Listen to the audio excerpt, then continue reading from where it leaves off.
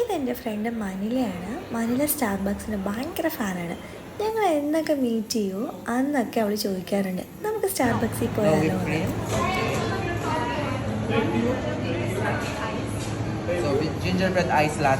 അങ്ങനെ ഇന്നും ഞങ്ങൾ സ്റ്റാർബക്സിൽ പോയി.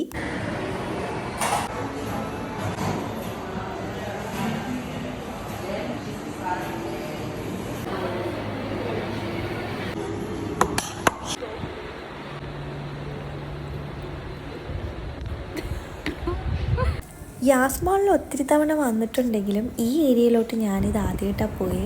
അടിപൊളി വ്യൂ ആയിരുന്നു, നല്ല രസമായിരുന്നു അവിടെ സ്പെൻഡ് ചെയ്യാനായിട്ട്. പിന്നെ നല്ല സൺസെറ്റും നല്ല വെതറും കൂടിയായിരുന്നു.